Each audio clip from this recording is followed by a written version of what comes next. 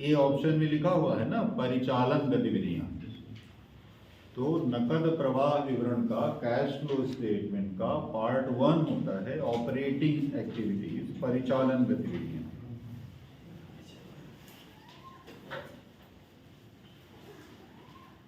एक व्यवसाय एक कंपनी अपने नियमित व्यवसाय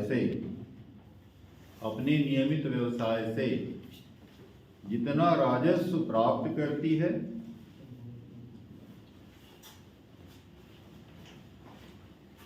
और जितना व्यय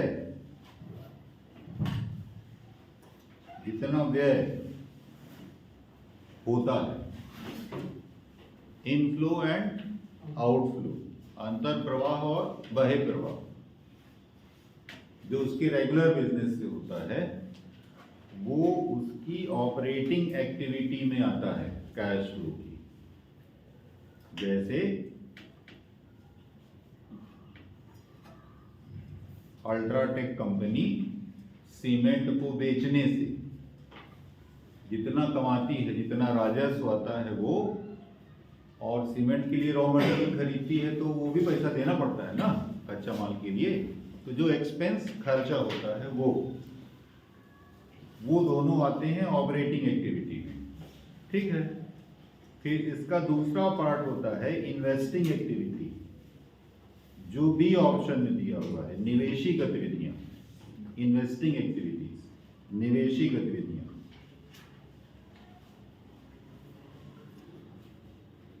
परिसंपत्तियों के क्रय और विक्रय से संबंधित नकद प्रवाह, द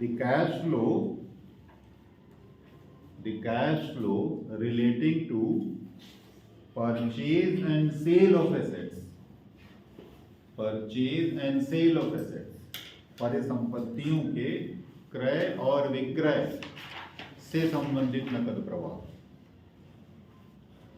जैसे उसने नई जमीन खरीदी, कि नया खदान खरीदा, नई मशीनरी खरीदी, जो भी परिसंपत्ति खरीदी उसके लिए कैश गया तो आउटफ्लो हुआ, है ना, और यह उल्टा बेच दिया तो इनफ्लो हुआ, है ना, आया, ये जाएगा इन्वेस्टिंग एक्टिविटी।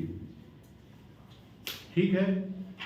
तीसरा पार्ट होता है फाइनेंसिंग एक्टिविटी, वित्तीय गतिविधियां।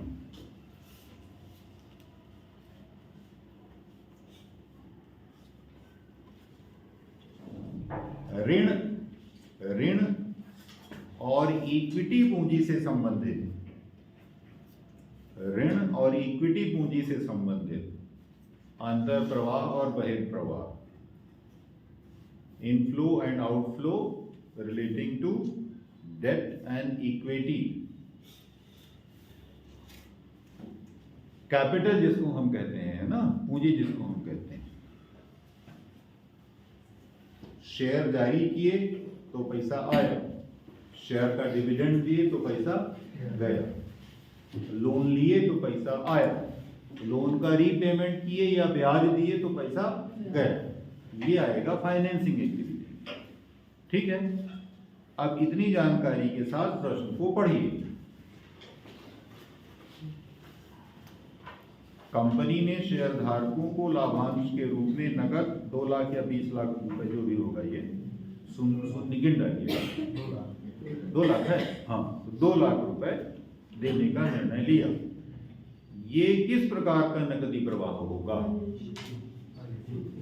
फाइनेंसिंग एक्टिविटी में जाएगा, है ना, क्योंकि ये उसकी इक्विटी से संबंधित है, पूंजी से संबंधित है, तो फाइनेंसिंग एक्टिविटी में जाएगा। ठीक है। कैश फ्लो स्टेटमेंट भी आपको समझ में आ गया। आप समझ रहे होंगे कैश फ्लो स्टेटमेंट हर पेपर में रखा रहता है, हर पेपर में कैश फ्लो स्टेटमेंट है ना, तो कैश फ्लो स्टेटमेंट आपको समझ में आना चाहिए। कैश फ्लो स्टेटमेंट में क्या दिखाया जाता है और इसके कितने भाग होते हैं। ठीक है। तो 10वें का उत्तर हो गया अभी, ब्रावो। 11 नंबर पूछता है, निम्न में से कौन सी एक वांछित भविष्य की अवस्था है जिस तक पहुंचने के लिए संगठन प्रयास करता है? दूसरे शब्दों में, वो क्या है जो संगठन पाने के लिए काम करता है? लक्ष्य को पाने के लिए काम करता है। ऑर्गेनाइजेशन खड़ा ही एक ऑब्जेक्टिव के लिए होता है। पहले आप उद्देश्य तय करते हैं। आप तय करते हैं कि सीमेंट बनाएंगे, आप तय करते हैं कि बस चलाएंगे, आप तय करते हैं कि पढ़ाएंगे, है ना। फिर उसके लिए आप एक ऑर्गेनाइजेशन को खड़ा करते हैं। बाकी जो ऑप्शन है जैसे डेडलाइन, डेडलाइन हो सकती है किसी लक्ष्य के लिए, किसी टारगेट के लिए डेडलाइन हो सकती है, लेकिन ऑर्गेनाइजेशन डेडलाइन को पाने की कोशिश नहीं करता है। पाना तो लक्ष्य है, लक्ष्य को पाने के लिए जो समय सीमा निर्धारित की गई है वो डेडलाइन। ठीक है। सी में लिखा है लॉन्ग टर्म प्लान। प्लान लक्ष्य को पाने के लिए बनाया जाता है। एक लक्ष्य को पाने के लिए हमको क्या क्या करना है ये आपकी योजना में आता है। तो लक्ष्य को पाने के लिए योजना एक माध्यम है ना। योजना भविष्य की वो स्थिति नहीं है। और चौथे नंबर पे डी में लिखा है कार्य। और जो लक्ष्य को पाने के लिए आप करते हैं प्लान के अनुसार वो कार्य है ना। तो कार्य वो भविष्य की स्थिति नहीं है जो आपको पाना है। कार्य तो कंटिन्यूअसली चल रहा है आपका, है ना। प्लान का इंप्लीमेंटेशन निरंतर चल रहा है आपका। उद्देश्य है उस लक्ष्य को पाना। ठीक है। तो 11 का उत्तर हो गया बी। ये आपसे बन गया होगा सरल है ना। एक सरल और एक कठिन ऐसे चल रहा है। और अगला वाला आपको समझ में ही नहीं आया होगा, ये भी सही है ना। बन गया होगा वैसे वो पढ़ा चुके हैं। निम्न में से किस कर्मचारी योजना में कंपनी कर्मचारियों को एक भविष्य की तिथि पर शेयर लेने का विकल्प प्रदान करती है? पढ़ा चुके हैं। बनता है आपसे कि मैं पढ़ा डालूं? उत्तर है इसका C, employee stock option scheme, ESOS।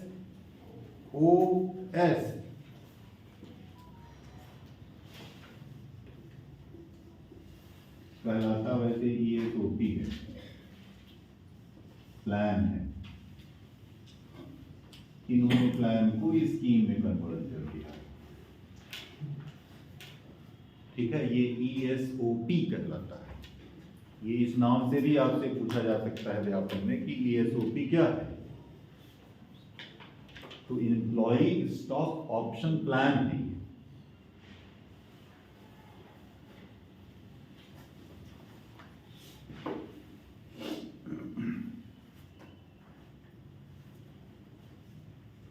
कर्मचारी को आप ये ऑप्शन दीजिए, ये विकल्प दीजिए कि वो कंपनी के शेयर खरीद सकता है ताकि शेयर्स में के मूल्यों में होने वाली बढ़ोतरी से वृद्धि से लाभ पा सके। ठीक है। ESOP समझ गए। अंग्रेजी में right of an employee to purchase shares in order to benefit in any increase in value। ध्यान में रखिएगा, this is right of an employee. तो एम्प्लॉय अगर चाहता है कि हाँ हमको दिया जाए तो उसकी राइट है। आपने जब आप कार्मिक प्रबंधन के अंतर्गत उसको रेम्यूनरेशन का प्लान देते हैं ना, तो ये उस प्लान का हिस्सा होता है। इतनी तनख्वाह देंगे, इतना भत्ता देंगे, इतना ये देंगे, और ये भी आपके पास ऑप्शन रहेगा कि आप चाहो तो कंपनी के शेयर ले सकते हैं। ठीक है। अब ये उसका राइट है कि वो चाहे तो खरीद ले। तो ESOP is a right of an employee. ये उसका अधिकार है। क्लियर है। इसी तरह एक होता है एम्प्लॉय स्टॉक ओनरशिप प्लान। ये भी ESOP ही है। इसमें है ऑप्शन, इसमें है ओनरशिप। ओनरशिप मतलब स्वामित्व। तो कर्मचारी स्टॉक स्वामित्व अधियोजना हो जाएगी या योजना हो जाएगी हिंदी में। एम्प्लॉय स्टॉक ओनरशिप प्लान, कर्मचारी स्टॉक स्वामित्व योजना। इसके अंतर्गत बस ये थोड़ा सा अंतर है। इसके अंतर्गत कर्मचारी को स्टॉक देने की योजना है ये, it is not his right, हम उसको देंगे।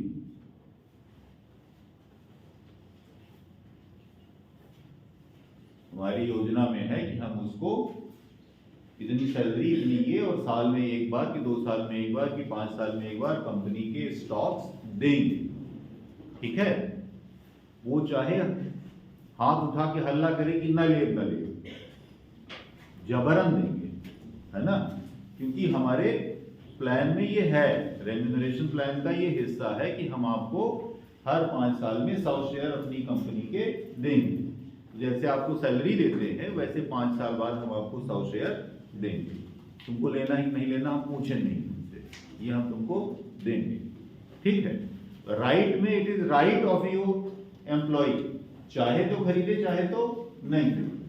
ओनरशिप प्लान में हम आपको देंगे, हम आपसे पूछ रहे ही नहीं कि आपको चाहिए कि नहीं चाहिए। ठीक है, फिर आपने 1 नंबर पर लिखा है स्टॉक एप्रिसिएशन राइट, शेयर मूल्य वृद्धि अधिकार, शेयर मूल्य वृद्धि अधिकार।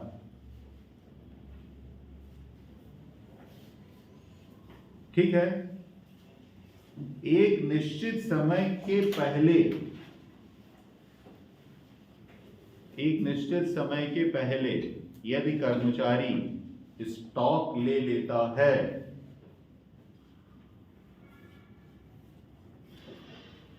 और शेयर के मूल्य में वृद्धि हो जाती है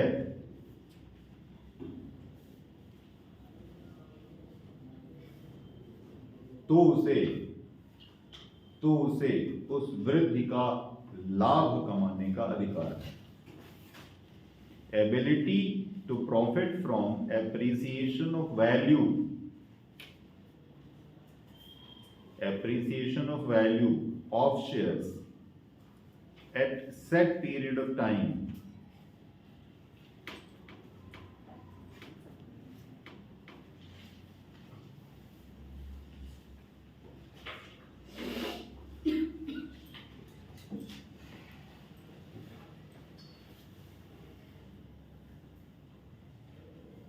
ये और सी एक समान है, ए और सी एक समान है। स्टॉक ऑप्शन प्लान में भी, स्टॉक ऑप्शन प्लान में भी हम यही कह रहे हैं कि आप स्टॉक ले लीजिए और फायदा होगा, तो हम तो आपको ऐसे ही दे रहे हैं ना, और अगर इसकी वैल्यू में वृद्धि होती है तो आपको फायदा होगा, नहीं होगी ऑब्वियसली तो नहीं फायदा होगा। ठीक है, तो एप्रिसिएशन राइट भी वही है, इसलिए इस प्रश्न का उत्तर सी भी हो सकता है और ए भी हो सकता है, पर सी इज अ बेटर ऑप्शन। सी दरअसल ए जो है वो सी से पैदा होता है। यदि आपने स्टॉक ले लिया है तो आपको फायदा होगा, एप्रिसिएशन पर तभी फायदा होगा जब आपने स्टॉक ले लिया है, अगर आपने लिया नहीं तो फायदा होने का प्रश्न ही नहीं पैदा होता। इसलिए ए सी का अंग है। और एक आपने बी में लिखा हुआ है employee stock purchase plan, employee stock purchase plan B में लिखा हुआ है ना। एम्प्लॉय स्टॉक परचेज प्लान में कर्मचारियों को कंपनी के शेयर, कर्मचारी शेयर क्रय योजना हिंदी में है ना, कर्मचारी शेयर क्रय योजना, एम्प्लॉय स्टॉक परचेज प्लान में कर्मचारी को कंपनी के शेयर डिस्काउंट में लेट्स से 5% या 15% छूट पर, 5% या 15%, कुछ भी हो सकता है, 5, 6, 7, 8, 9, 1%, 22%, जो भी कंपनी चाहे, डिस्काउंट में अर्थात छूट में उपलब्ध कराए जाते हैं। क्लियर है? आज की तारीख में हमारा 100 रुपए का जो शेयर है वो हम आपको 80 रुपये में दे रहे हैं, मुफ्त में नहीं दे रहे हैं, आपको 80 रुपया में हम दे रहे हैं, 20 रुपया आपका लाभ। ठीक है, ये आपको याद करना पड़ेगा, ये नजदीक वाले ऑप्शन है। मूल योजना है एम्प्लॉय स्टॉक ऑप्शन प्लान, सी में जो लिखा हुआ है ना, ये ध्यान रखिएगा, स्कीम की जगह प्लान भी हो सकता है एक्चुअली प्लान ही इसने इसमें लिख दिया है, और अधियोजना नहीं है, ये योजना ही है। और प्रीमियम प्राइस ऑप्शन का इससे कोई लेना देना नहीं। प्रीमियम प्राइस ऑप्शन एक अलग चीज है, ये कर्मचारियों को ऑफर की जाने वाली योजनाओं में योजना नहीं। ठीक है, प्रश्न अब सरल से है। कंपनी कर्मचारियों को भविष्य की तिथि पर शेयर लेने का विकल्प देता है, वो है कर्मचारी स्टॉक ऑप्शन प्लान। ठीक है, कोई दिक्कत समस्या? और मूल यही आपको याद रखना है, ESOP ही याद रखना है ना, बाकी तो उससे पैदा होने वाली चीज।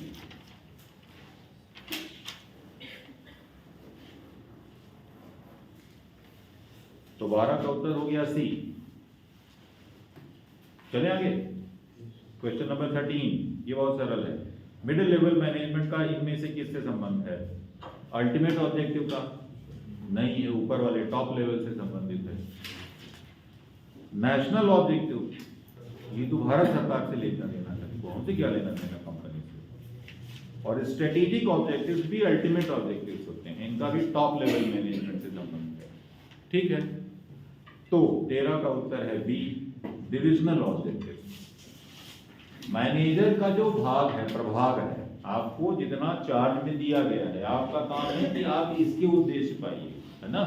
बाकी आपको संगठन के उद्देश्य और राष्ट्र के उद्देश्य से कोई लेना देना नहीं है। आपको हमने गिट्टी तोड़वाने और गिट्टी का उत्पादन बढ़ाने के लिए नियुक्त किया है, तो भैया गिट्टी पे काम करो, बस हो गया इतना। हम आपसे इतने पूछने वाले हैं, राष्ट्र हित कुछ नहीं पूछेंगे। 14 नंबर, ऋण निधि का एक सस्ता स्रोत है क्योंकि that is a cheaper source of fund because. ये तो हम लोग पहले कई बार चर्चा कर चुके हैं कि ऋण लेना सस्ता क्यों है। क्योंकि ऋण पर ब्याज का भुगतान व्यय माना जाता है और कर योग्य आमदनी में घटा दिया जाता है। ठीक है, बी में उत्तर लिखा हुआ है।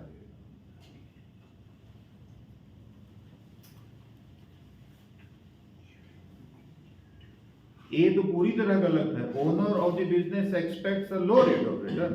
व्यापार का मालिक निम्न प्रतिफल दर की उम्मीद करेगा कि हाई प्रतिफल दर की उम्मीद करेगा। हम धंधा इसलिए खोलेंगे कि रुपया कमाए, इसलिए कि ना कमाए पाए, है ना।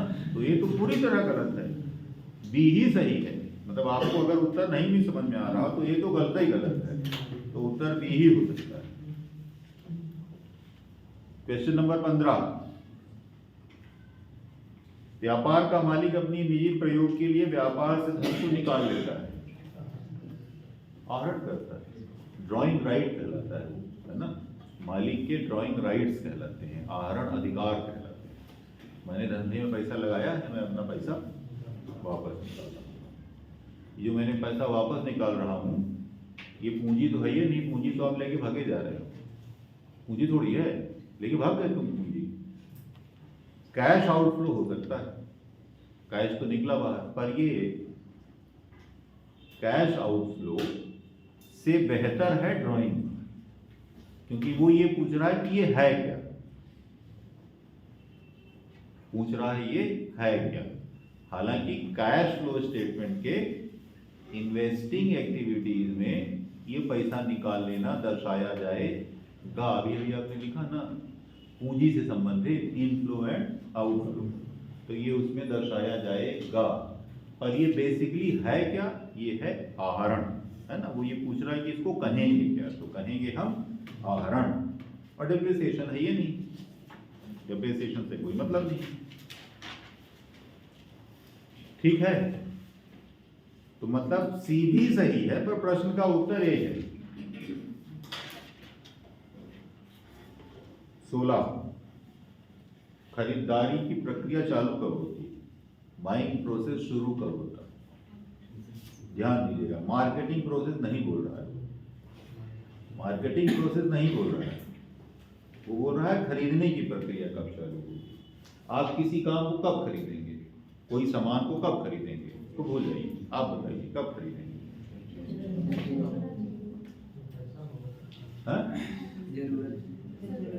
मतलब आप उसकी अपने लिए जरूरत को स्वीकार कर लेंगे कि हाँ इसकी मुझे जरूरत है, तब आप अब खरीदने की प्रक्रिया चालू करेंगे। अब इसके साथ देख लीजिए,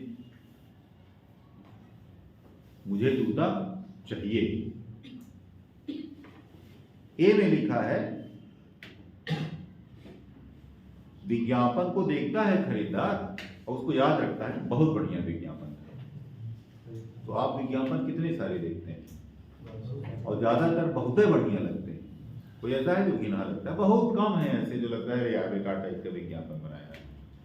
तो जो जो विज्ञापन आप देखते हैं सब खरीदने चले जाते हैं। विज्ञापन को आप देखते हैं, उसकी प्रशंसा करते हैं और भूल जाते हैं, नहीं याद भी रखते हैं, याद भी रखते हैं, है ना। बी, विक्रेता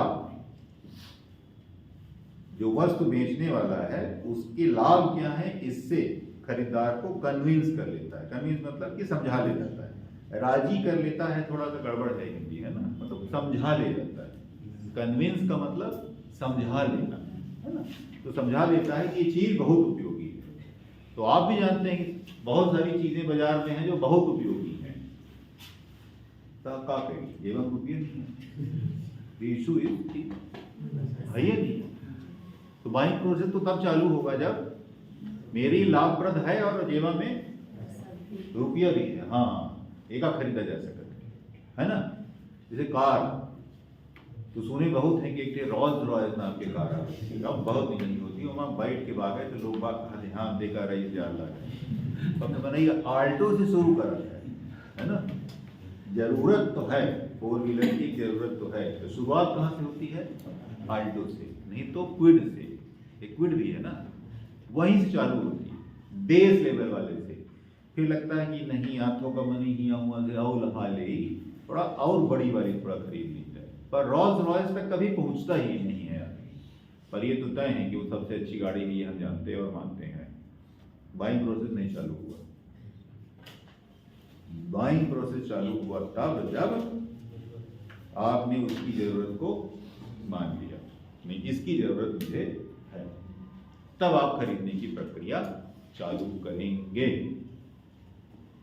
डिस्काउंट अगर दे देता है तो अच्छी बात है, पर डिस्काउंट के लिए बहुत सारे लोग खरीदते हैं वैसे नहीं, सामने दुकान में लिखा रहता है 65 और वो धीरे से छोटा सा लिखा रहता है up to 65% discount, sale sale sale, तो आप भूल जाते हैं यार बहुत सस्ते मिल रहा है। फिर वो बतावत है वो जो कोने बीच के हैं ना, वो उमर 65% आए, बाकी सब में नहीं आया, एक में 10% है, एक में 5% है, 65% वो वाले में कोने वाले। तो फिर दुखी मन से आप बाहर निकल आते हैं। कुछ लोग इतने फंस भी जाते हैं, जना ही नहीं पावे कि एमन नहीं रहा, सोचते हैं वाह 500 रुपया के सामान हम 200 रुपया में खरीद ले आए, बाद पता चला था कि 100 रुपया के रहा राजा। तो 16 का उत्तर है सी, जब आप उसकी जरूरत को पहचान लीजिए, ये आपके लिए जरूरत है। 17 भी सरल है, वो नेता की कौन सी विशेषता है, प्रश्न ही बता रहा है कि उसका उत्तर क्या होना चाहिए, है ना।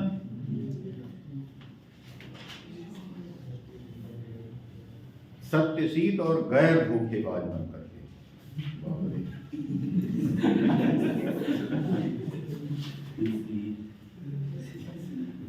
Truthful and non deceitful. तो आपकी ईमानदारी और सत्यनिष्ठा यही बताएगी कि आप गैर धोखेबाज हैं, है ना, और सत्यशील हैं।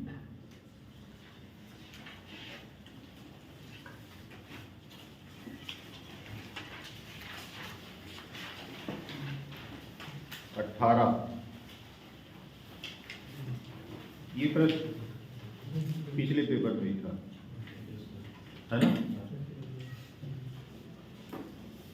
एक ऋण जो डूब गया था मतलब आपके अकाउंट से बाहर हो गया था। ऋण को एसेट में आप तब तक लिखते हैं जब तक उसके वसूले जाने की संभावना रहती है ना। जब वसूले जाने की संभावना कम हो जाती है तो फिर आप उसको क्या लिख देते हैं, बैलेंस शीट में रहता है पर किस रूप में लिखा जाता है?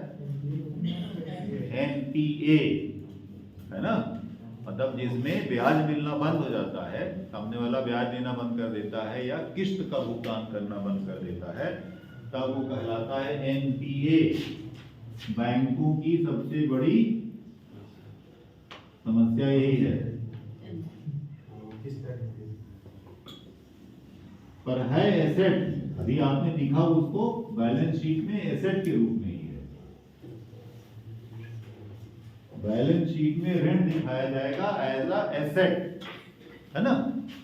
और एसेट में जब तक किस्त आ रही है, ब्याज का भुगतान मिल रहा है, तब तक वो परफॉर्मिंग एसेट है। जब मिलना बंद हो जाए तो नॉन परफॉर्मिंग एसेट हो गया। जब नॉन परफॉर्मिंग एसेट हो गया तो आपने उसकी वसूली की प्रक्रिया चालू की, फोन किए, गए, समझाए, फिर उसके गारंटर को ढूंढे, फिर नोटिस वोटिस जारी किए, फिर कर्जा वर्जा वसूलने के लिए आपने नीलामी की प्रक्रिया, अदालत की शरण में गए, वगैरह वगैरह वगैरह। तो 5 करोड़ रुपया दिए थे, पूरी मेहनत किए तो 2 करोड़ रुपया वसूल गया, 3 करोड़ क्या हुआ? डूब गया। That is bad debt. अब आपने उस एसेट को निकाल दिया और 5 साल बाद अचानक से आदमी प्रकट होता है, बोलता है 3 करोड़ रुपया आपका उधार बचा हुआ था, भैया ले लो। ये तो शुद्ध फायदा है ना, क्योंकि आपने तो अपने खातों से उसको हटा दिया, इसलिए उसको हम दिखाएंगे प्रॉफिट एंड लॉस अकाउंट में। ठीक है, 18 का उत्तर है सी। 19 नंबर, ये बहुत कठिन प्रश्न है।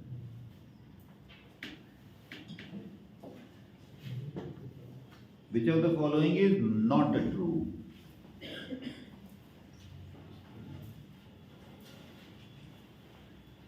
गलत कौन सा है?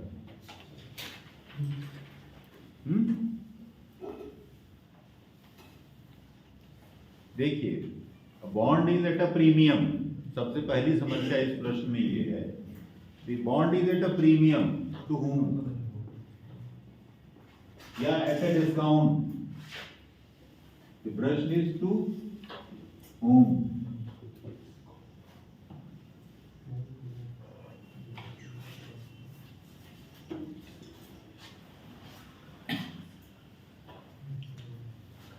क्रेता के लिए कि विक्रेता के लिए?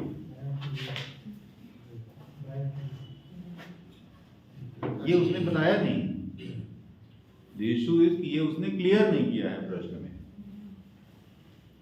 आपके लिए, बेचने वाले के लिए जो डिस्काउंट है वो खरीदने वाले के लिए प्रीमियम है। आपका प्रश्न बायर के पॉइंट ऑफ व्यू से है कि सेलर के पॉइंट ऑफ व्यू से है, ये क्लियर नहीं है। Sellers discount is buyers premium and vice versa. Buyers premium is sellers discount, buyers discount is sellers premium. सरल सा है, बेचने वाले को घाटा तो खरीदने वाले को फायदा, यही ना। पर चलिए इसको किस दृष्टिकोण से देखेंगे? खरीदने वाले के दिक से देखते हैं, है ना, क्रेता के दृष्टिकोण से देखते हैं। अगर क्रेता के दृष्टिकोण से देखते हैं तो बोल रहा है कि गलत क्या है?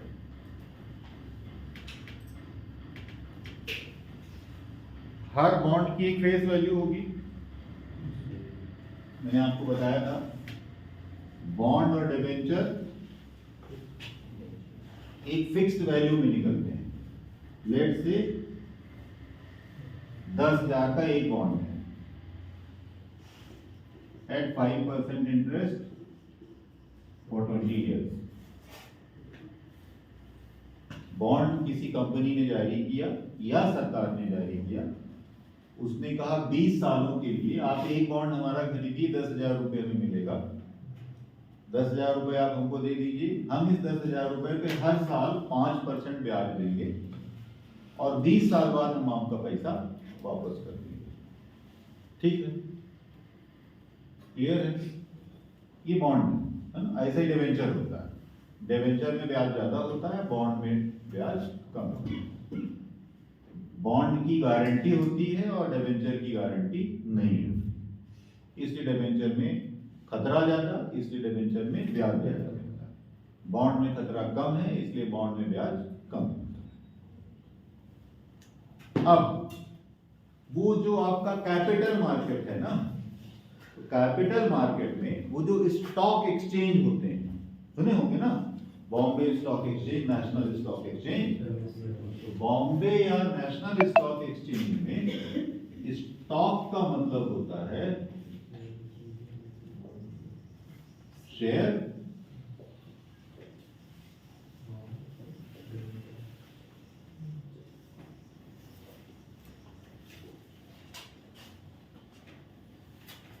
स्टॉक में तीन चीजें सम्मिलित हैं। एक तो शेयर, आप ऐसा जानते और समझते होंगे कि स्टॉक एक्सचेंज में शेयरों का ही क्रय विक्रय होता है ना। सेंसेक्स में वही है, निफ्टी में वही है, जितना आप बाजार का चढ़ना और उतरना सुनते हैं वो सब शेयर्स से ही रिलेटेड है। पर स्टॉक मार्केट में बॉन्ड और डिबेंचर का भी क्रय विक्रय होता है। बॉन्ड और डिबेंचर का क्रय विक्रय इसलिए होता है कि बॉन्ड और डिबेंचर शेयर की ही तरह प्राइमरी मार्केट में तब होते हैं जब पहली बार जारी हो रहे होते हैं। कंपनी ने पहली बार जब जारी किया था 10,000 रुपया का बॉन्ड 5% ब्याज पर 20 साल के लिए, तो वो प्राइमरी मार्केट में था, ठीक है। बॉन्ड और डिबेंचर का फायदा ये होता है खरीदने वाले के लिए, जो क्रेता होता है उसके लिए, कि जिस तरह आप शेयर जब चाहो तब बेच सकते हो, जब चाहो तब बेचो। आज अभी मन है कि अभी बेचना है तो अभी बेच लो, और बाजार में जो रेट चल रहा है वो ले लो, कैश कर लो आप। ऐसे ही बॉन्ड और डिबेंचर को भी आप कभी भी बेच सकते हैं, आपको 20 साल नहीं इंतजार करना है। ये खुले बाजार में उपलब्ध है। मैंने खरीदा था जब प्राइमरी मार्केट में आया था, तो मैंने खरीदा, फिर मुझे पैसे की जरूरत पड़ी तो मैंने इनको बेच दिया, तो इनने खरीद लिया। और ये खरीद लेते हैं वैसे ही जैसे उनको पता है कि भाई कंपनी तो 5% ब्याज हमको पक्का देगी ही देगी, और 20 साल बाद हमारा पैसा वापस भी कर देगी। तो इनको भी लगाना था, तो शेयर में लगाने में डरते हैं लोग कि भाई पता नहीं लगा देंगे तो डूब न जाए, पर बॉन्ड में लगाएंगे तो डूबने का सवाल ही नहीं पैदा होता है, तो बॉन्ड में खरीद लेते हैं। जिन लोगों को रिस्क लेने की करेजा जिसको कहते हैं थोड़ा कम मजबूत होता है, तो शेयर में जल्दी पैसा नहीं लगाते, तो बॉन्ड में लगाते हैं, कम से कम निश्चित दर पर ब्याज मिलेगा। आपका जो सेविंग अकाउंट है और आपका जो एफडी है, इतना तो समझते हैं ना, एक सेविंग अकाउंट होता है, एक फिक्स डिपॉजिट होता है। सेविंग अकाउंट में जो ब्याज मिलता है आपको, वो प्रचलित इन्फ्लेशन दर से कम होता है, मुद्रास्फीति जो है उससे कम होता है। तो सेविंग अकाउंट में पड़ा हुआ आपका पैसा धीरे धीरे टाइम वैल्यू ऑफ मनी के सिद्धांत के अनुसार कम हो रहा है। आपको लग रहा है कि 2.5% ब्याज मिला, 10,000 रुपया ब्याज मिला, नहीं, 10,000 रुपया आपको ब्याज मिला और कम हो गई कीमत 20,000, तो आपको 10,000 रुपया का घाटा हो रहा है ना। इसलिए यदि आपको तुरंत पैसे की जरूरत नहीं है तो एफडी कर दीजिए। तो एफडी में कम से कम उतना पैसा मिलता है जितना कि इन्फ्लेशन रेट के आसपास होता है, तो आपका पैसा बढ़ता नहीं है। लोग सोचते हैं कि एफडी कर दें पैसा बढ़ा नहीं, कम से कम जितना है उतना तो बना रही, time value of money maintain तो रहेगा। कितना आपको ब्याज देता है? 6%, 6.5%, कितना ही ब्याज देता है एफडी में। इन्फ्लेशन रेट क्या चल रहा है? 7%। तो कम ही ना हो रहा है, बढ़ कहाँ रहा है, कम ना हो रहा है। पर चलो फिर भी कम से कम उतना बना तो है। पर आप एफडी जल्दी नहीं करवाते हो, क्योंकि अगर एफडी करवा देंगे तो पैसा मर जाएगा, जब मन होगा तब निकाल नहीं पाएंगे। एफडी की लिक्विडिटी तरलता थोड़ा कम है और सेविंग अकाउंट की तरलता थोड़ा ज्यादा है। अब आपको सेविंग अकाउंट में 3.5% ब्याज मिल रहा है, बॉन्ड आपको 5% ब्याज दे रहा है, और बॉन्ड भी उतना ही तरल है। अभी बेचना है आपको, अभी बेच दीजिए, आपके अकाउंट में पैसा आ जाएगा। दबा दीजिए खट से अपने लैपटॉप पर, ठीक है, पैसा आपके अकाउंट में ट्रांसफर हो गया। और यूपीआई से पेमेंट कर दीजिए, जिसको पेमेंट खरीदना है, कार खरीदना था हम तो खरीद, उतना ही लिक्विड है जितना कि सेविंग अकाउंट में, ठीक है। तो इसलिए लोग बॉन्ड और डिबेंचर में पैसा लगाते हैं। जो उनके पास ज्यादा पैसा होता है वो बॉन्ड या डिबेंचर में लगा देते हैं और उन्हें रिटर्न ज्यादा मिलता है, जब मन हो तब आप बेच दीजिए। अब बेचेंगे किसको, कोई खरीदार होगा तब ना, तो ढूंढेंगे कहाँ। इसलिए बॉन्ड और डिबेंचर स्टॉक मार्केट में ट्रेड करते हैं, ठीक है। और स्टॉक मार्केट के माध्यम से आप बॉन्ड और डिबेंचर भी खरीद और बेच सकते हैं। जिस तरह शेयर की प्राइस होती है, शेयर की प्राइस में वोलेटिलिटी बहुत ज्यादा है। वोलेटिलिटी का मतलब कि 100 रुपया का शेयर कभी 150 पर है, फिर 200 पर है, फिर 350 पर है, फिर 600 पर पहुंच गया और गिरा तो धम से 90 पे पहुंच गया। क्योंकि वो बहुत कुछ निवेश कितना आ रहा है share market, sorry capital market में, इस पर निर्भर करता है। कौन रेड कर रहा है, किसकी पसंद का शेयर है, इन बहुत सारी चीजों पर निर्भर करता है। लेकिन स्टॉक की वोलेटिलिटी, सॉरी बॉन्ड में वोलेटिलिटी नहीं है। मतलब 100 रुपया का बॉन्ड है तो 105 रुपया मिलेगा, 106 रुपया मिलेगा, 107 रुपए में मिलेगा। ये आपको 250 रुपया में नहीं मिलने वाला है, क्योंकि यहाँ पता है कि एक निश्चित 5% ब्याजे की आमदनी होनी है।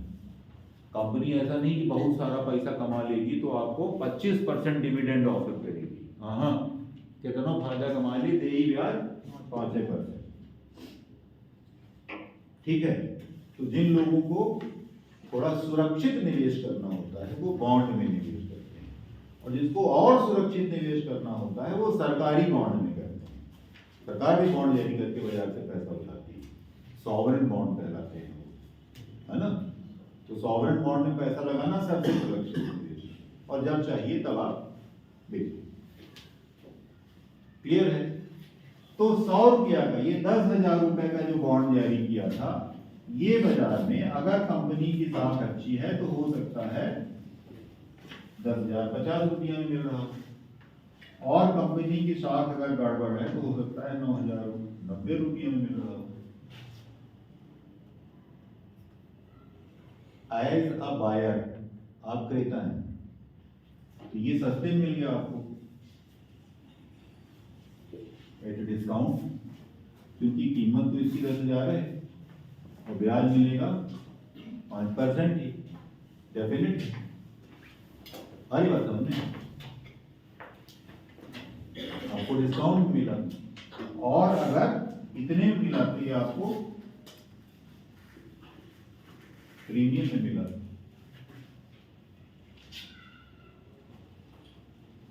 हरी बात समझे, सस्ते में मिला तो डिस्काउंट में मिला ना, महंगे में मिला तो प्रीमियम में मिला। ये बहुत ज्यादा ना तो महंगे पे मिलेगा ना बहुत ज्यादा सस्ते पर मिलेगा। बॉन्ड है, ये अपनी फेस वैल्यू के इर्द गिर्द ट्रेड करेगा। क्लियर है। तो अब वो पहला स्टेटमेंट है उसका, every bond has a face value, this 10,000 is the face value. ये 10,000 रुपए जो इसका अंकित मूल्य है, ये इसकी फेस वैल्यू है ना। हिंदी में लिखा ही है अंकित वैल्यू। अब वो बोल रहा है बॉन्ड एक प्रीमियम है यदि इसका मूल्य अंकित मूल्य से कम है। फॉर अ बायर, प्रीमियम तब होगा जब इसका मूल्य अंकित मूल्य से ज्यादा हो। C, bond is discount if the premium is at the less value. ये सही स्टेटमेंट है। वो बोल रहा है कि गलत स्टेटमेंट क्या है। प्रश्न क्या है? Not true. पहला वाला स्टेटमेंट सही है, तीसरा वाला स्टेटमेंट सही है, सही है ना, राइट। चौथे पे चले जाइए।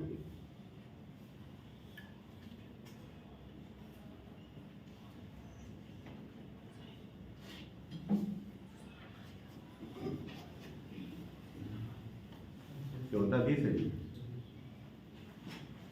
प्रीमियम और डिस्काउंट 10,000 रुपए से कितना कम कितना ज्यादा, यही ना है प्रीमियम और डिस्काउंट।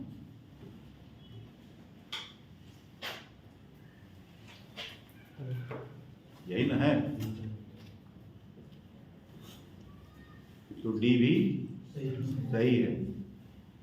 और वो बोल रहा है कि गलत क्या है, तो गलत बी, और उत्तर उसने बताया सी है।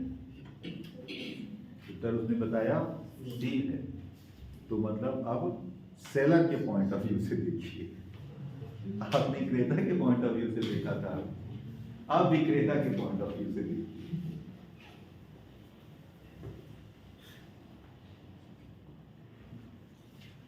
उसने विक्रेता के पॉइंट ऑफ व्यू से देखा, उसका पॉइंट ऑफ व्यू गलत है। पॉइंट ऑफ व्यू हमेशा बाजार में क्रेता का देखा जाता है, हमेशा क्रेता का देखा जाता है, विक्रेता का नहीं देखा जाता। दोनों दशाओं में ए और डी तो सदैव सही रहेगा। आप किसी के पॉइंट ऑफ व्यू से देखिए, ए सही है, हर बॉन्ड की एक फेस वैल्यू है, डी सही है, डी भी सही है, क्योंकि बॉन्ड पर छूट या प्रीमियम उसकी निर्धारित कीमत और अंकित कीमत के बीच का अंतर है, ये भी सही रहेगा। गलत बदलेगा उत्तर केवल बी और सी का। बॉन्ड प्रीमियम पर है, if the price is less than face value, no, it is a discount, but for the seller it is a premium. Or bond is at a discount if the price is, sorry, ulta, bond discount if the price is less than the face value. ये क्रेता के दृष्टिकोण से discount है, विक्रेता के दृष्टिकोण से प्रीमियम है। तब जाकर आपका उत्तर होगा सी। ठीक है, ऐसे बहुत सारे प्रश्न हैं। दो प्रश्न पहले भी आए थे जिसमें उत्तर 2 थे। अब व्यापम के किस पेपर बनाने वाले ने किस दृष्टिकोण से पेपर बनाया, ईश्वरी। आगे एक और है ऐसे ही। 20 तो सरल है ना, साल भर के लिए बनता है। फाइनेंशियल अकाउंट साल भर के लिए बनते हैं। साल को उसने लिख दिया है 12 महीना। भारत में 1 अप्रैल से 31 मार्च। 21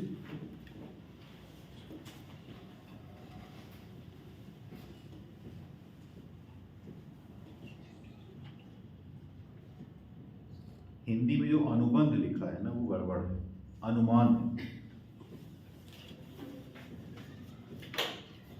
स्टिपुलेशन का हिंदी रूपांतरण होता है अनुमान। तो अब आपको प्रश्न समझ में आएगा, अनुबंध हटा करके अनुमान करके। ये टाइपिंग मिस्टेक नहीं है, ये व्यापम ने लिखा है ऐसे। अनुबंध होना चाहिए अनुमान। कौन सा दृष्टिकोण अनुमान करता है कि जिस रूप में और जब, कब की तरह होना चाहिए था, जब सामग्री की आवश्यकता हो वह तब और तैसी ही आ जाए। तब और जब और जैसी जरूरत हो तब और तैसी ही हो जाए। तो अब इतने से समझ में आ गया कि उत्तर है ए, जस्ट इन टाइम। जब जरूरत हो तब, जस्ट इन टाइम प्रणाली। देखिए जस्ट इन टाइम प्रणाली का क्या मतलब है। आप डी पे चले जाइए, EOQ।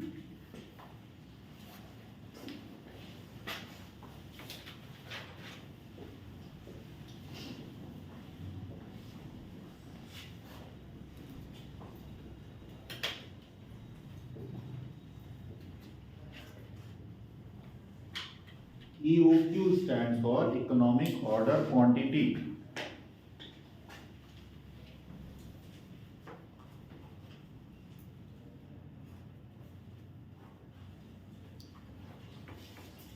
इकोनॉमिक ऑर्डर क्वांटिटी से आशय है हमारा एक कंपनी के पास, एक कंपनी को अपनी आवश्यकताओं की पूर्ति के लिए, अपनी आवश्यकताओं की पूर्ति के लिए जिस सामग्री की आवश्यकता हो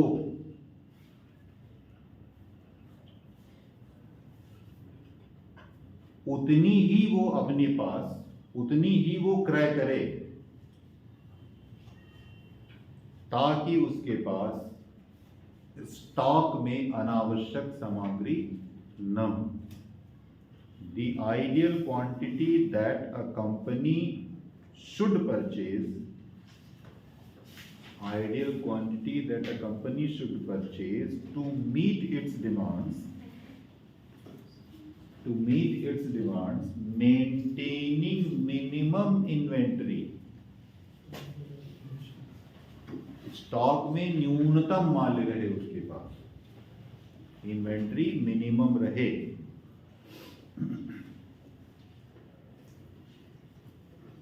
ये EOQ का कॉन्सेप्ट है। ये कॉन्सेप्ट कैश फ्लो एनालिसिस से बनता है। इस पर कभी हम लोगों ने चर्चा की होगी। आपको जो सीमेंट बना रहे हैं आप, लेट्स से, है ना, या लेट्स से कि धनिया पाउडर बनाने का या हल्दी पाउडर बनाने का आपका धंधा है, तो हल्दी पाउडर बनाने के लिए आपने एक दिन में आप 1 क्विंटल हल्दी पाउडर बेच लेते हैं। एक दिन में आपका प्रोडक्शन कैपेसिटी भी 1 क्विंटल हल्दी पाउडर का है, तो जितना आप बनाते हैं उतना आप बेच लेते हैं। और आपने 20 क्विंटल कच्ची हल्दी खरीद के अपने पास रखी हुई है, 20 क्विंटल। तो आपने अपनी कैश का 20 क्विंटल में पैसा फंसा रखा है, जो कि 19 दिन फंसा रहने वाला है। तो आपकी पूंजी फंसी है कहीं पर, ये कहीं और लगी होती तो आपको रिटर्न दे रही होती। ये आप न फंसाए होते तो आप एक और मशीन खरीद लेते, प्रोडक्शन कैपेसिटी 2 क्विंटल कर लेते और 2 क्विंटल बेच रहे होते, पर आपने इन्वेंट्री बिल्डअप कर ली, अपने स्टॉक में अनावश्यक माल जमा कर लिया, जिस कारण आप पैसा कहीं और नहीं लगा पा रहे हैं और आपका रिटर्न कम हो रहा है। आपके पास स्टॉक पर उतना ही कच्चा माल होना चाहिए जितने की तुरंत हमको आवश्यकता है, उससे ज्यादा कच्चा माल आपके पास नहीं होना चाहिए, इन्वेंट्री बिल्डअप नहीं होना चाहिए। ठीक है। और इसका उल्टा भी है, आगे भी है कि जितना आप उत्पादन कर रहे हैं उतना माल आपका बिक जाना चाहिए, उतना माल उड़ जाना चाहिए। प्रोडक्शन आपको उतना ही करना है जितना आपका डिमांड है। अनावश्यक सामान बना करके आप अपने पास रखे हुए हो तो मतलब आप अपना पैसा फंसाए हुए हो। इन्वेंट्री ना रॉ मटेरियल की बिल्डअप होनी चाहिए और ना फिनिश्ड गुड की बिल्डअप होनी चाहिए। जितना बाजार की डिमांड है, जितना आप बेच सकते हो, उतना ही सामान आपके पास बना हुआ होना चाहिए, उतने का ही आपको कच्चा माल खरीदना चाहिए। तो ठीक उसी समय जिस समय जरूरत हो आपका फिनिश्ड गुड बन करके तैयार हो जाए, और जिस समय आपको कच्चे माल की जरूरत हो उस समय आपके पास उतना ही माल हो जितने कच्चे माल की जरूरत है, उतना ही प्रोडक्शन हो जितना कि आप तुरंत बेच सकते हो। ये EOQ कहलाता है। यही just in time, same is EOQ और यही जस्ट इन टाइम है। EOQ कॉन्सेप्ट है कि अनावश्यक बिल्डअप नहीं होना चाहिए, ठीक है, और तुरंत उसी समय पर सामान का बन जाना जस्ट इन टाइम कहलाता है। इतने में कोई दिक्कत नहीं आ रही बात में? आ गई? अब B नंबर पे लिखा है कनबन। कनबन लिखा है ना। जापान की टोयोटा कंपनी ने जस्ट इन टाइम सिस्टम को डेवलप करने के लिए उन्होंने एक सिस्टम डेवलप किया। जस्ट इन टाइम प्रणाली को पाने के लिए एक सिस्टम डेवलप किया उन्होंने।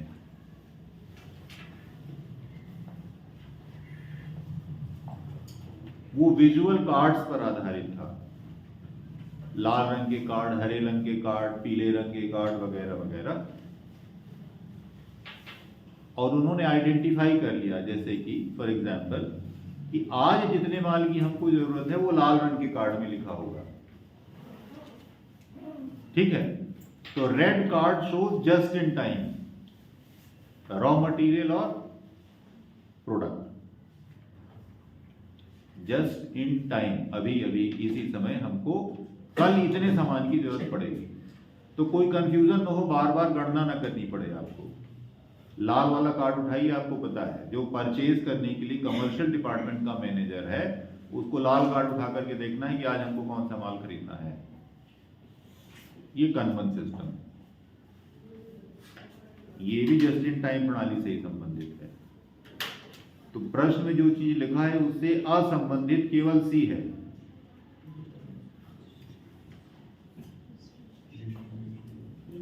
वितरण, संभार, डिस्ट्रीब्यूशन, लॉजिस्टिक्स। बाकी ए, बी और डी तीनों प्रश्न का उत्तर है। ए, बी और डी तीनों प्रश्न का उत्तर है। ई ओ क्यू वो कॉन्सेप्ट ही है जो कहता है कि बिल्कुल उतना ही होना चाहिए जितना की जरूरत हो। इसी को जस्ट इन टाइम अप्रोच कहते हैं, और कन्वन भी जस्ट इन टाइम अप्रोच की एक विधि है। तो उत्तर ए भी है, बी भी है, डी भी है, सी उत्तर नहीं है। पर सबसे निकहा ए है।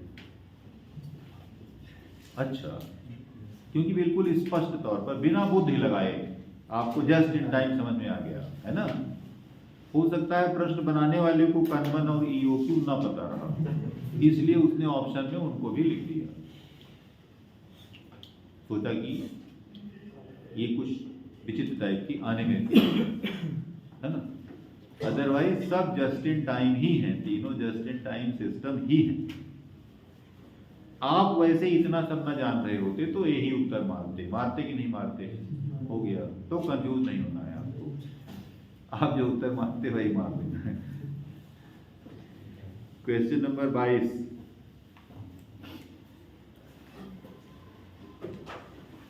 जिन लोगों ने नहीं पढ़ा है उनको मैं पढ़ाऊंगा। एक ऑर्गेनाइजेशन में लेट्स से कि आप पटवारी बन गए हैं, तो आपके पटवारी की तहसील में कुछ अधिकारी ऐसे होते हैं जिनके पास पावर होता है, जो निर्णय लेते हैं, जो काम करते हैं, वो लाइन अथॉरिटी कहलाते हैं। तहसीलदार लाइन है, कानून वो लाइन है, पटवारी लाइन है, एसडीएम लाइन है, कलेक्टर लाइन है, ठीक है। कुछ ऐसे लोग होते हैं जो इन लोगों की काम करने में सहायता करते हैं, मदद करते हैं, सलाह देते हैं। आपके उदाहरण में ये लोग बाबू कहलाते हैं। आपने एक शब्द सुना होगा क्लेरिकल स्टाफ, वो स्टाफ है। स्टाफ का मतलब होता है वॉकिंग स्टिक, छड़ी जिससे कि आप टेक के चलते हैं, मतलब आपको चलने में जो मदद करे, वो स्टाफ है।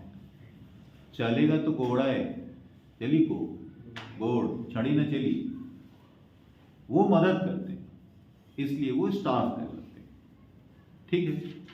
वो परामर्श देते हैं, वो सहायता देते हैं, वो आपके ब्रेन का काम करते हैं, मेमोरी उन्हीं के पास होती है, सारी फाइलें उन्हीं के पास होती हैं, अपना ओपिनियन वो देते हैं, पर निर्णय आप लेते हैं। निर्णय तहसीलदार लेता है कि कानून वो लेता है, हालांकि कानून को पटवारी के पास बाबू नहीं होते हैं, तहसीलदार न्यूनतम है जिसके पास बाबू होते हैं, पर वो स्टाफ कहलाते हैं।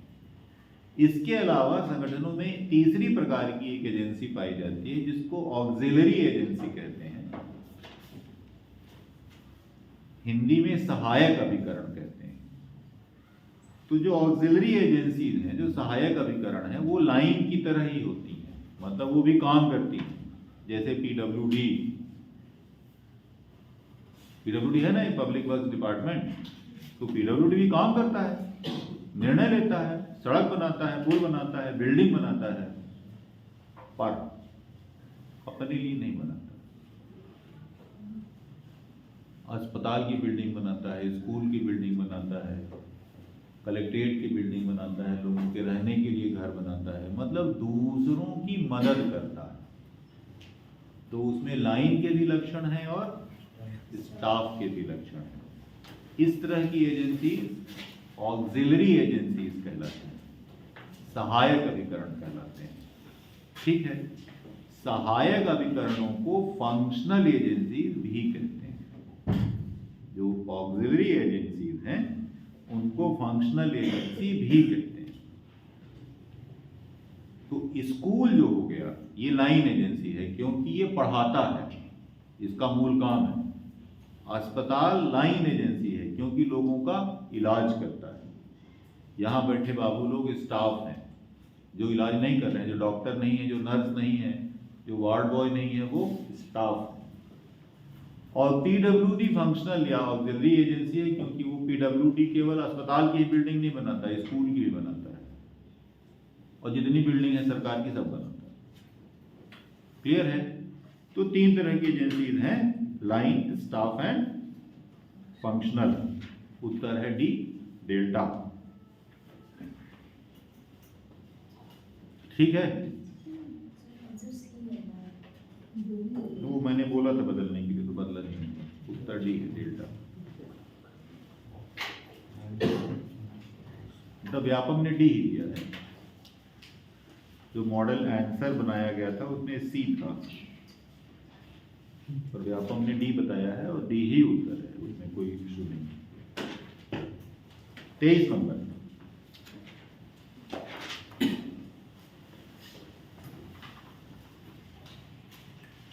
व्यवसाय की कुल चालू परिसंपत्ति में निवेशित पूंजी किस रूप में जानी जाएगी? ग्रॉस वर्किंग कैपिटल है वो आपका। ठीक है, और जब उसमें से बट्टा कर देंगे, डेप्रिसिएशन कर देंगे, उसकी वैल्यू घटा करके, तो वो नेट वर्किंग कैपिटल हो जाएगी। तो 23 का उत्तर है ए। तो दिक्कत 24 और 24 नंबर थोड़ा कठिन है।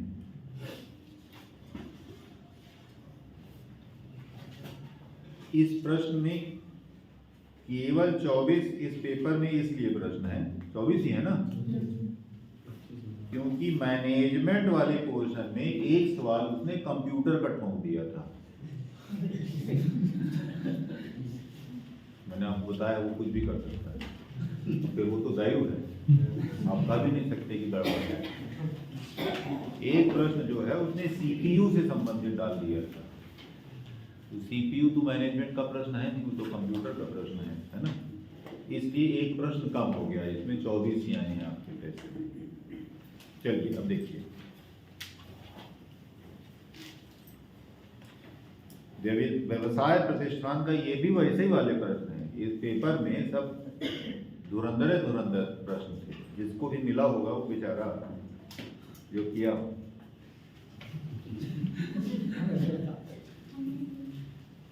व्यवसाय प्रतिष्ठान का बाजार मूल्य पूंजी संरचना को प्रभावित नहीं करता।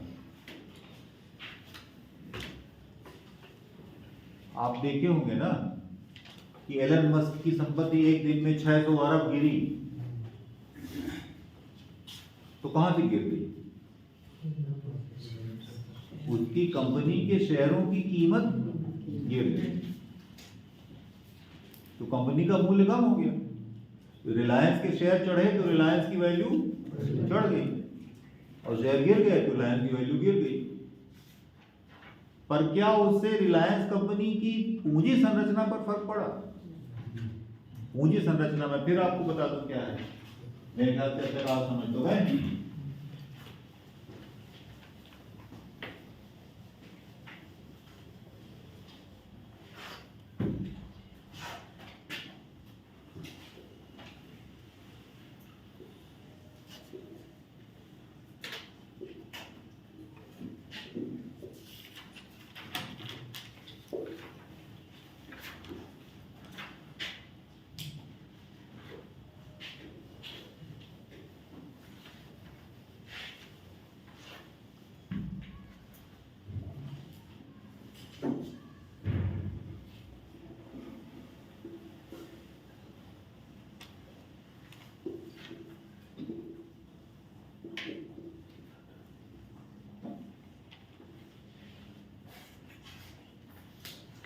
ये एप्लीकेशन रखना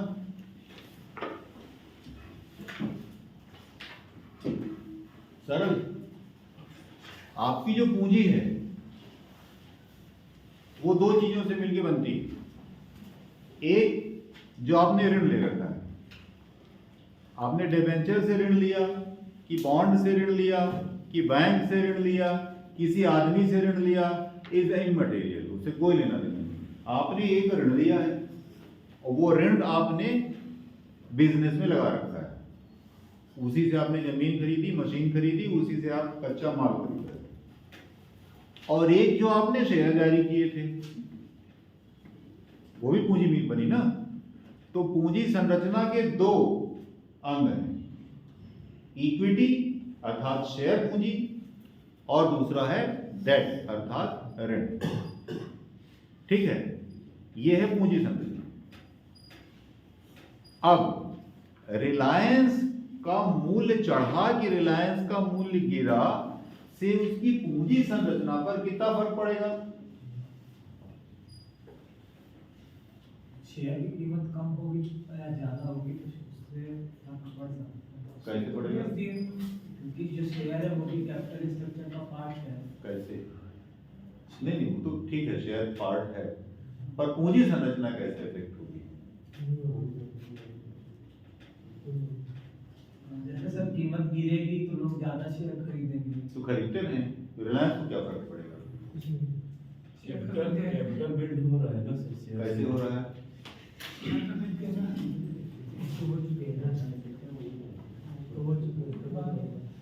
कैसे हो रहा है? होती बढ़ती रहे, रिलायंस को क्या फर्क पड़ रहा है ये बताइए। रिलायंस की पूंजी पर क्या फर्क पड़ रहा है? कल अगर वो शेयर लेगा तो उसको कम पैसा मिलेगा, मतलब वो कौन? कंपनी को क्यों पैसा मिलेगा? क्योंकि उसी कंपनी का शेयर है। हाँ है शेयर कंपनी का, तो कंपनी को मिलेगा क्यों ये बताइए। क्योंकि उसकी आपने कीमत खरीदा बढ़ किससे? रही है ना। खरीदा किससे? किससे खरीदे? कंपनी से। कंपनी से कहाँ खरीदे हो? मतलब कि वही कंपनी का शेयर खरीदे पर दूसरे जिसके पास तो जिससे खरीदे हो उससे बात करो, कंपनी को क्या फर्क पड़ा? उसने बेचा, तुमने खरीदा, उसके और तुम्हारे बीच का मामला, कंपनी को क्या फर्क वो पड़ा? कंपनी पर ही निर्भर है ना, जो बेचा भी तो। निर्भर है का मतलब क्या? मतलब वो शेयर जो लिया है तो हाँ। कंपनी का शेयर है ना। हाँ तो भले हो, खरीदे किससे हो? किससे खरीदे हो? जो बेचा है तो उसको पैसा दिए हो कि कंपनी को दिए हो? पैसा किसको दिए हो? दिया तो उसी पूंजी से। तो फिर कंपनी को कहाँ मिला?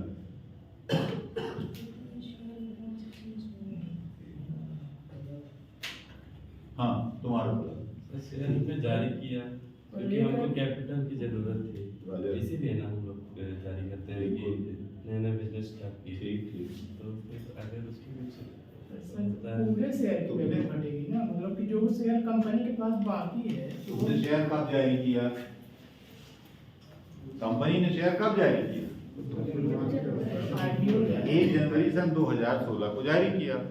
आईपीओ प्राइमरी मार्केट में 220 रुपया का शेयर आपने जारी किया। 220 रुपया कंपनी को मिल गया।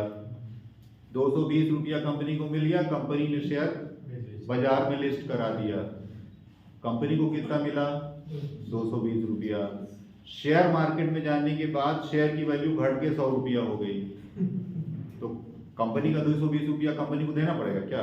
कि ला तुम्हारा कम हो गई 120 रुपया ला ले। अरे तो मूर्ख रहा है, कहा खरीदे रहे 220 रुपये?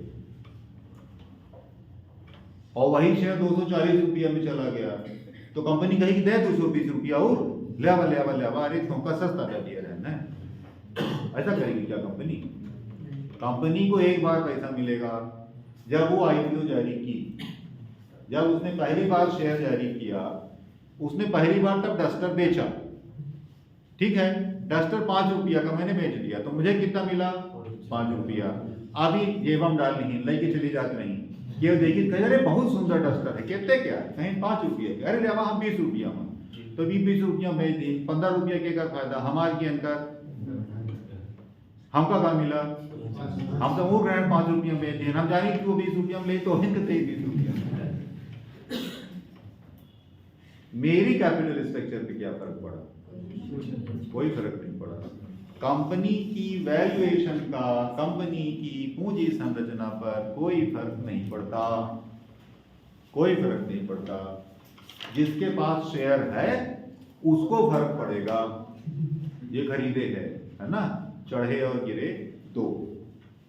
हाँ, कंपनी का वैल्यूएशन कम होता है, कि कंपनी का वैल्यूएशन कम इसलिए हो गया कि कंपनी को अगर 100 रुपए का शेयर है और 5 करोड़ रुपए के शेयर हमने जारी किए हैं, तो कोई कंपनी 5 करोड़ रुपया में खरीद लेता, वही शेयर बढ़ गए, अब 10 करोड़ रुपया में मिल रहे हैं, तो अब कंपनी को खरीदने के लिए आपको 10 करोड़ रुपया देना पड़ेगा, है ना, क्योंकि उसके शेयर्स की दाम चढ़ गए हैं, तो वैल्यू कंपनी की चढ़ गई है, पर पूंजी तो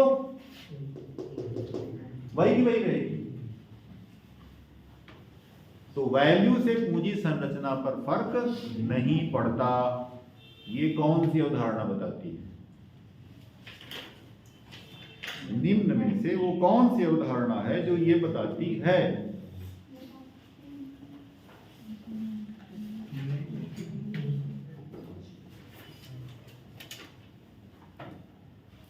ए पे लिखा हुआ है नेट इनकम अप्रोच।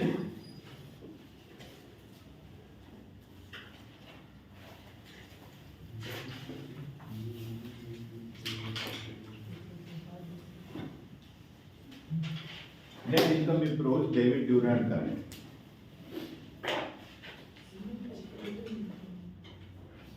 नाम है जिन्होंने ये अप्रोच विकसित की।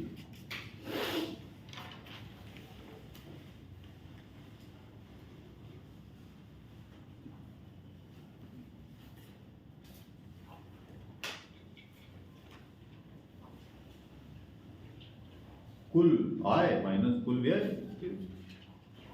Net income approach. कुल आय और कुल व्यय में उसकी स्टॉक्स की वैल्यू का कोई रोल ही नहीं।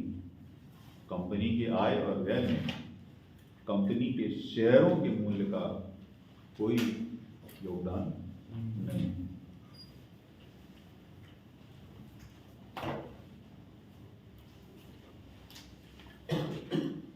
लगभग वैसा ही नेट ऑपरेटिंग इनकम अप्रोच है। All revenues generated minus all expenses met, almost वही। जो ए है लगभग वैसा ही बी। तो यदि उत्तर ए है तो उत्तर बी भी होना चाहिए, यदि उत्तर बी है तो उत्तर ए भी होना चाहिए।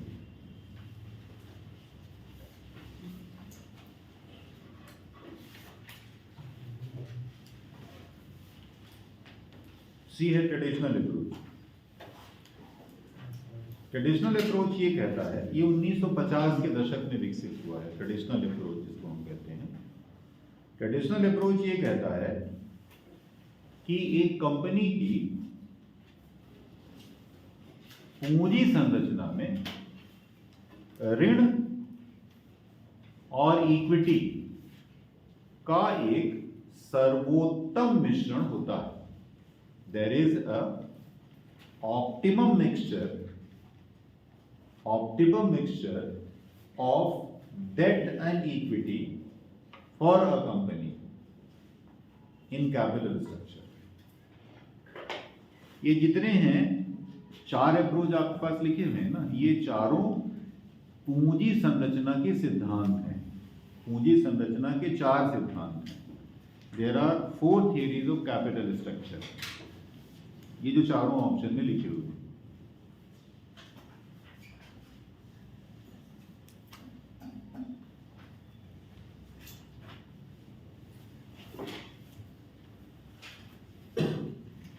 ये आपको मेरे ख्याल से अभी ना समझ में आया होगा कि ट्रेडिशनल अप्रोच क्या बोल रहा है।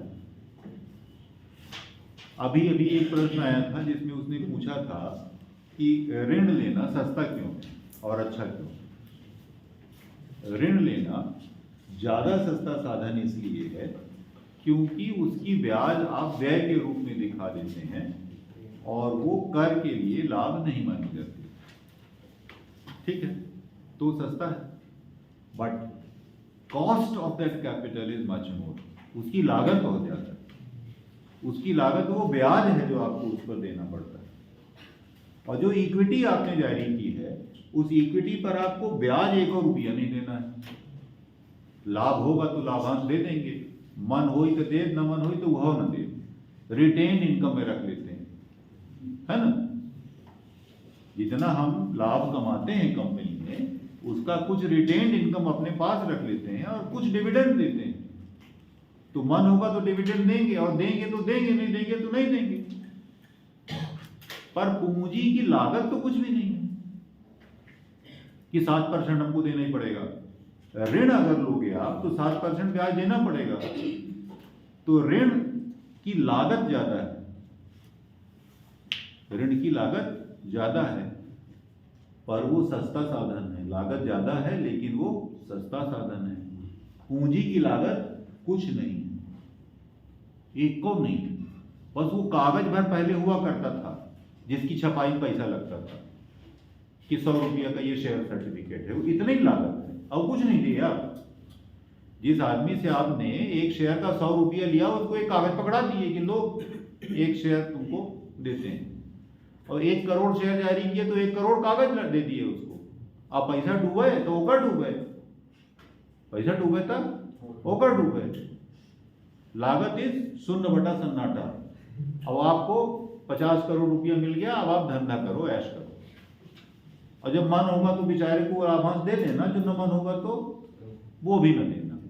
लागत कुछ नहीं, पर ऋण लोगे तो 7% ब्याज देना पड़ेगा, 12% देना पड़ेगा। मैं 7 पैसे पूछ रहा हूँ, 12% ब्याज देना पड़ेगा। इतना लाभांश कोई कंपनी नहीं देती।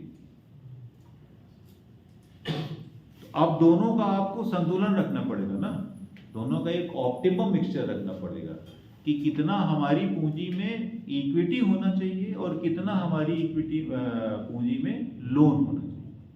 वो हर धंधे के लिए अलग अलग होगा, हर कंपनी के लिए समय और परिस्थिति के अनुसार अलग अलग होगा, पर ट्रेडिशनल अप्रोच कहता है कि वो एक ऑप्टिमम मिक्सचर है, उसकी गणना की जानी चाहिए और पूंजी वैसे ही रखना चाहिए। जैसे मान लो 50-50% कि 10 करोड़ रुपया अगर पूंजी है तो 5 करोड़ रुपए की शेयर होना चाहिए और 5 करोड़ रुपए का लोन होना चाहिए, ऋण। एक उदाहरण के तौर पर ये ऑप्टिमम मिक्सचर, ठीक है, ये ट्रेडिशनल अप्रोच कहता है। इसका ये जो ऊपर लिखा हुआ है बाजार मूल्य पूंजी संरचना को प्रभावित नहीं करता से कोई लेना देना नहीं। इस सिद्धांत का स्टेटमेंट से कोई लेना देना नहीं, ठीक है। D, MM approach.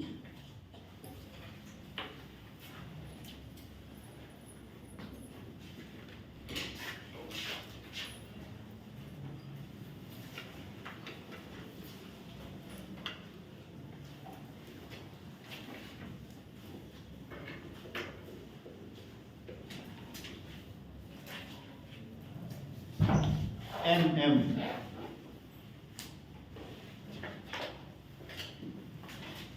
M stands for Modigliani,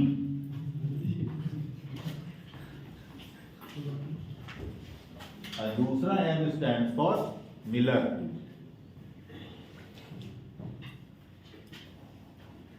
Modigliani and Miller approach, ये है प्रश्न का उत्तर।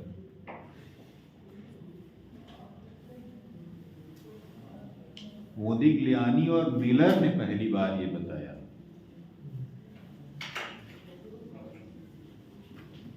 कि एक कंपनी की मार्केट वैल्यू का उसकी पूंजी संरचना से कोई संबंध नहीं है, और इसका उल्टा भी। पूंजी संरचना का उसकी मार्केट वैल्यू से कोई लेना देना नहीं।